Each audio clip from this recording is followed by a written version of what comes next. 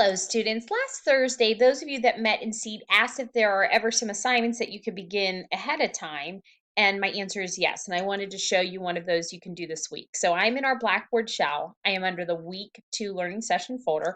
I've scrolled down to the bottom to assignment called Task Evaluation Guide. What you're asked to do here is to download this worksheet, which I'm going to do now. So it will download and open into Word. And as it does, I now have it open. What you're asked to do is you're asked to go into chapters 7 through 22 of our textbook and pick an activity. Those chapters are full of activities and they each relate to the content area that that chapter focuses on. So chapter 7 starts out with pre-K concepts. By the time you look at chapter 22, you're looking at algebra 1. They basically cover everything from pre-K to 8th grade in all of those chapters. You pick one activity and then you evaluate it against the criteria that are in this chart. You're not checking anything off in this chart, but you're just using it as a guide for evaluation. What is the task potential? What types of problem solving strategies are encouraged or taught throughout the activity or could be employed? Are there worthwhile features? In chapter 3, we talk about worthwhile features. Does it have high cognitive demand? Are the context that which is situated relevant? Are there multiple entry and exit points, meaning that the students don't just need to have memorized formulas or strategies, but they could use something that caters to their intelligence type? Is there assessment that is aligned to the objectives so that you can really tell how the students, how much the students learn and how well they grasp the material? At any rate, you just use this checklist to evaluate the activity and then you respond to both of these questions on the next sheet. You can delete all this white space and just fill it in. You should have no more than a page here, but I do want you to make sure that you've fully addressed each question. So in order to complete this, you need to know how to access those activities, and you do so through our ebook. So I'm going to pull up our ebook. Here is our Pearson eText. We launched the eText. And we wait for it to load. Remember, we are going into chapters 7 through 22. Pick any one of those that has a topic that interests you. Perhaps if you're in early childhood, you might want to look at something that's in those more beginning chapters like 7 through 11. If you're middle school, you're going to want to look a little later into the text for something that would relate to your content area. Okay, let's see if it came up. Looks like it's still loading here.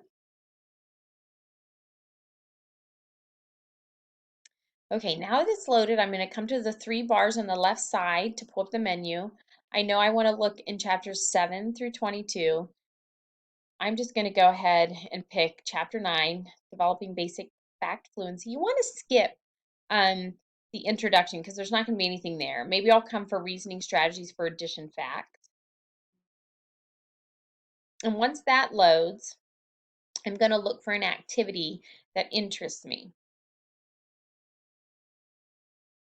And hopefully it will load. Okay, here we go. We have something here.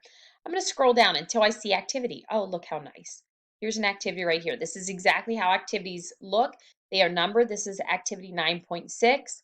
You see the Common Core State Standards listed right below. These are Common Core State Standards for grade 1, as you see with the 1 there. It says how many more to equal 10. So what this is doing is it's presenting students with 10 frames that are partially filled, and they have to visually look at those and determine how many more to get to 10. This is building foundations for addition. It also shows that there is a worksheet that goes with it, which you could also access. All you would do is read over this little activity and then take it and read through those different criteria for evaluating its potential, its worth, its assessment, and then think of ways that you could enhance it to make it more relevant and worthwhile in your classroom to teach concepts to which it's oriented. And that's it. If this activity doesn't interest you, you could go on and see if there's another one. If you like this concept, maybe you would like activity 9.7. I simply ask that you put the number of the activity and the page number. So if I did activity 9.7, the last enumerated page was 194. So I would put page 194. That is all. Once you have that worksheet, that Word document completed, all you're going to do is then save it and upload it into Blackboard underneath the tab that is indicated for the task evaluation guide and selection worksheet. That's it. So that is something you could definitely do. You could also give me your Gmail address if you haven't already done so.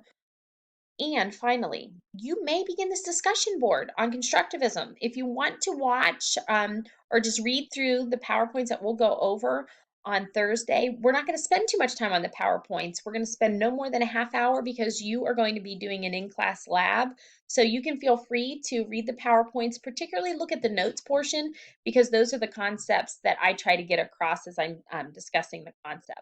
You can also do that. Lots you can do before we meet and seat on Thursday, but I hope this was helpful, and I'll see the rest of you in a couple days.